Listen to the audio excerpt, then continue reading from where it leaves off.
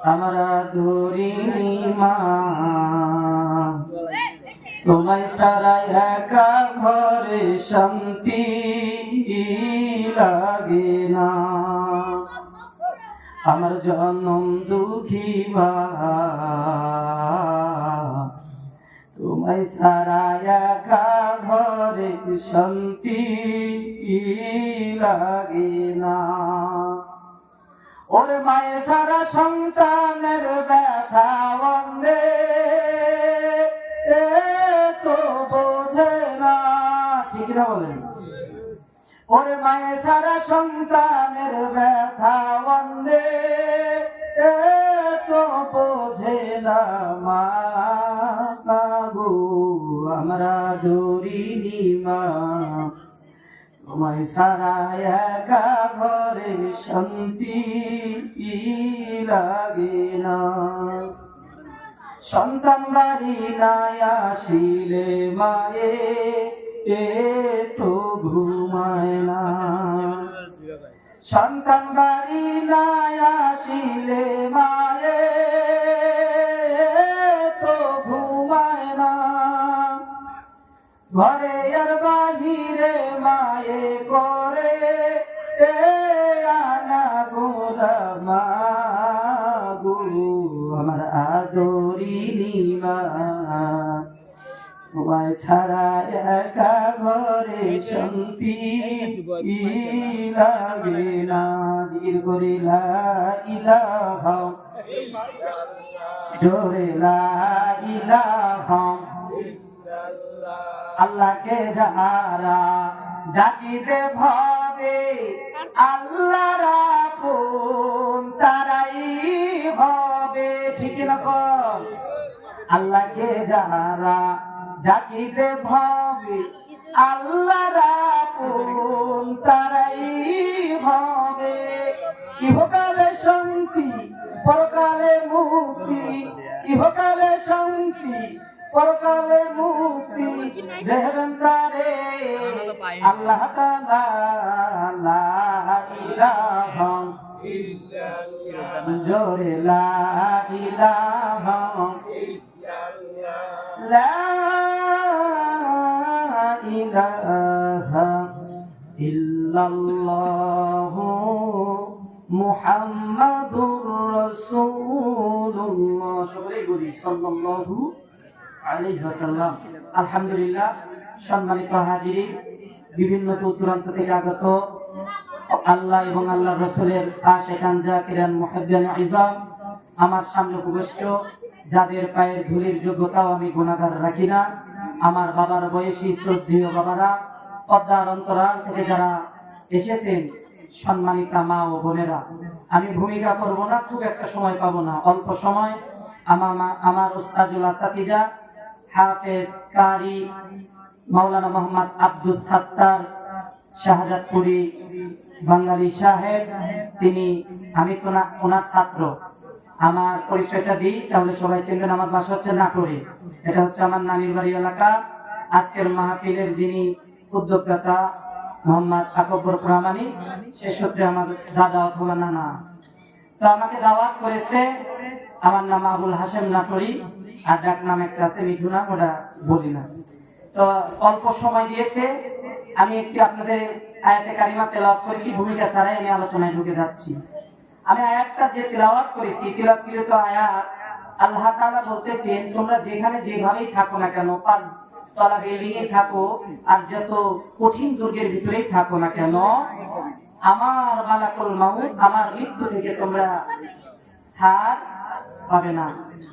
আমি একটি হাদিস আপনাদের সামনে তেলাওয়াত করেছি, সেই হাদিসটা হচ্ছে একদম সরল বাংলা অর্থ, কবরটা কারোর জন্য জান্নাত আও হুকরাতুম মিন হুকারিন না, আর কারোর জন্য জাহান্নামের গর্ত। আর আমি আপনাদের সামনে আরেকটি হাদিস ব্যাখ্যা করব, অল্প সময় বলে যাব, বিস্তারিত বলবো না।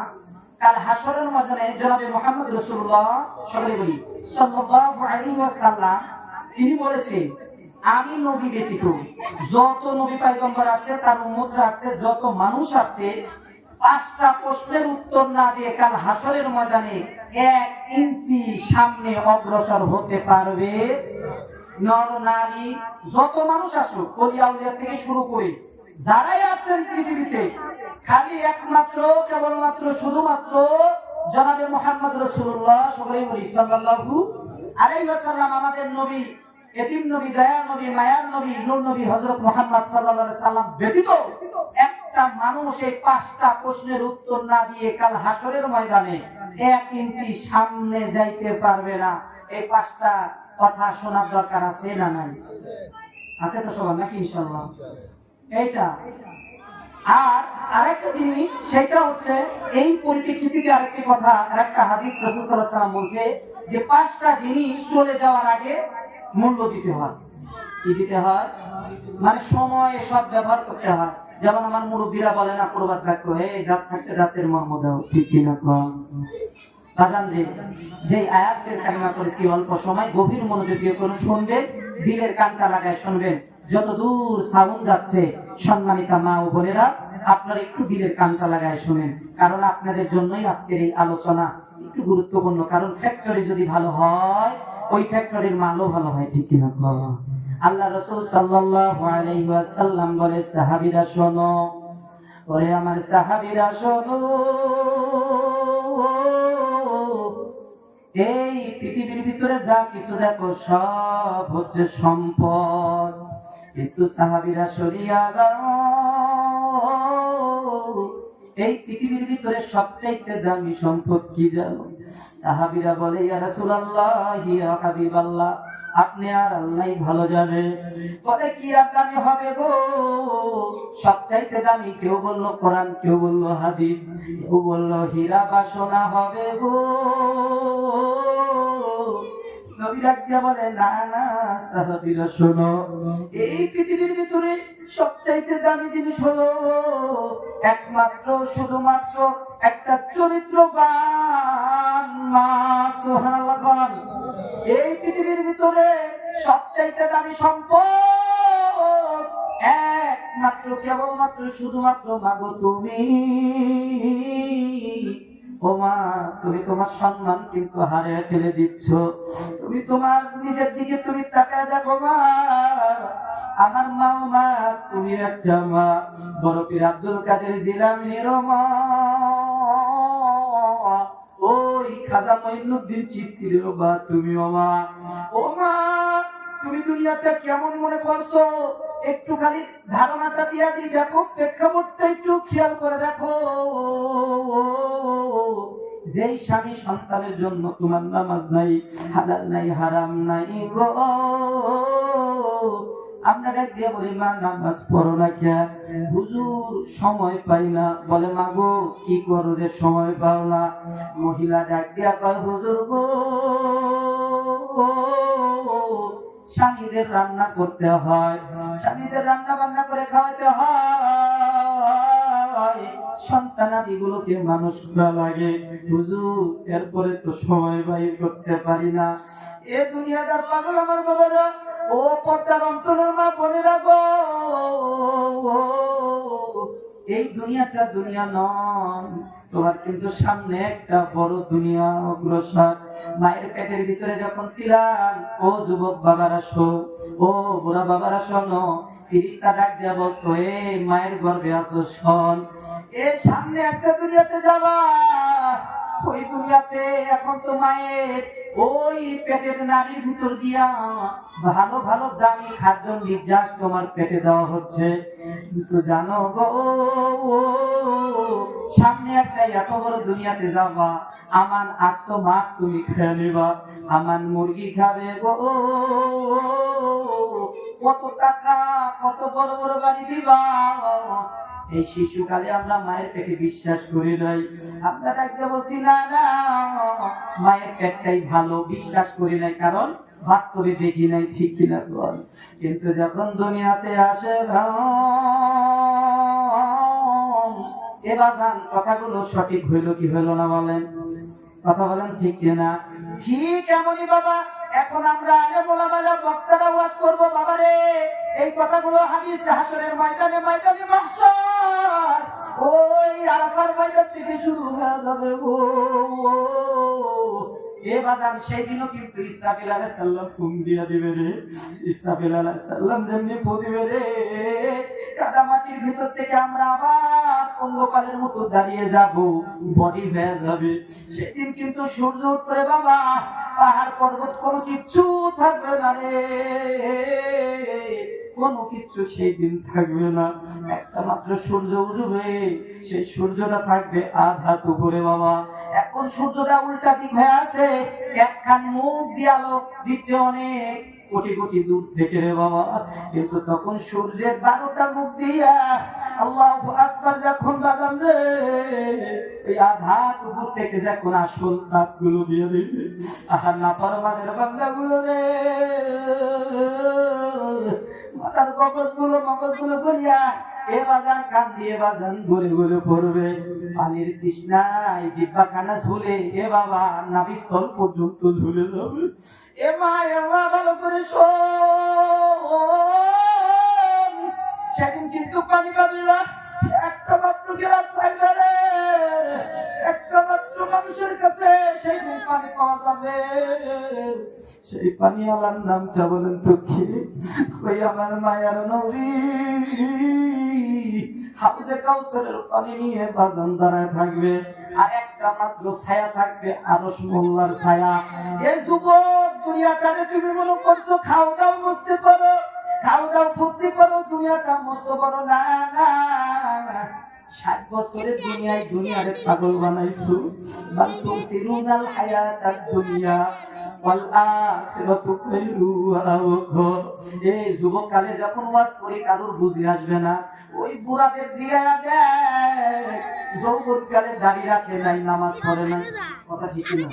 যৌবন কালে যখন বক্তারা ওয়াজ করছে, এ বাবা রে আয় রাসূলের ভালোবাসা দাড়িটা লম্বা করিয়া দে, ওইটা তো বারবার হাইয়া আলা সালাম বলে ডাক দেয়, ওইটা হাইয়া আলা সালাম বলে ডাক দেয়, মসজিদে যা আমরা যাই নাই। এ বাবা দাদারে থেকে শুনিয়া দেখ, দাদারা বলবে হরে বাপি আমাদের একদিন যৌবন ছিল গো, হেলাই হেলাই কাটাই দিছি, বুঝি না এখন মরতে বড় ডর লাগে, মৃত্যুর বড় ভয় হয় গো। এখানে কত মানুষ আহারে ভাই ভাইয়ের সঙ্গে কথা বলে না, কিন্তু বিপদে পড়লে ওই ভাই কিন্তু আগে দৌড়ে আসে, ঠিক কিনা কোন? ভাই যদি না আসে রে বাবা পাড়া পড়শি কিন্তু চলে আসে। কিন্তু দাদা ওই আলোকে বাজান, ওই কবরের ভিতরে বাজান, ওই কিয়ামত পর্যন্ত কত বছর তোর একটা থাকা লাগবে। আজকে আমার দাদা নানা গো বাবার কথা স্মরণ করে জান্নাতের বাগান সাজাইছে।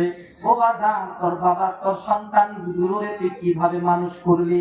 তোর বুকে হাত দিয়া বল, এই আকুবার নানার মতো, এই যে আমার হানু নানার মতো এরকম ভাবে তোর সন্তান দিয়ে হাত তুলে দোয়া করবে কিনা?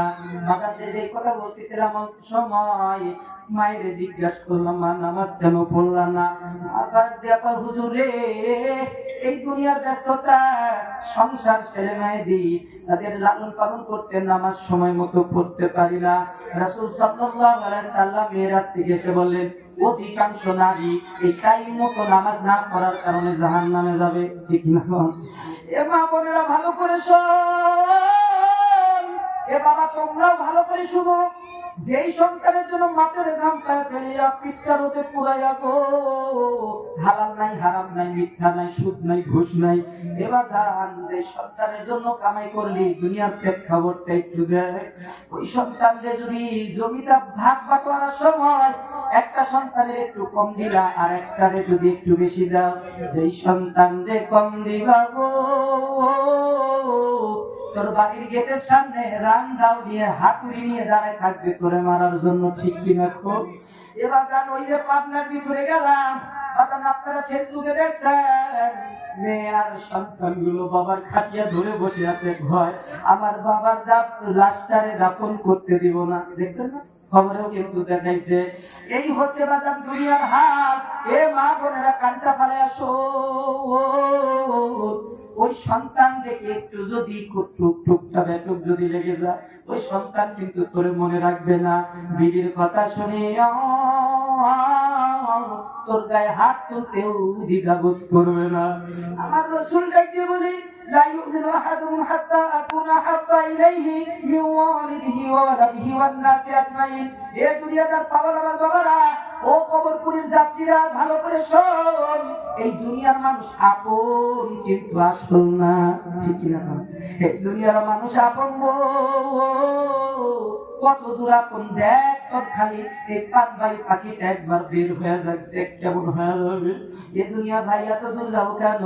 সামনেই একটা দিন আসতেছে, শুধুমাত্র বাবার আর সন্তানের সমর্থনে এক না থাকার কারণে গোতাগুতি লেগে যায়, ঠিক কি না? এক ভাই আর এক ভাইকে মারতে যায়, আমার আল্লাহ ডাক দিয়ে বলে, হে দুনিয়াদার পাগলরা শোন, তোর মা তোর বাবা সবার চাইতে আমার বন্ধু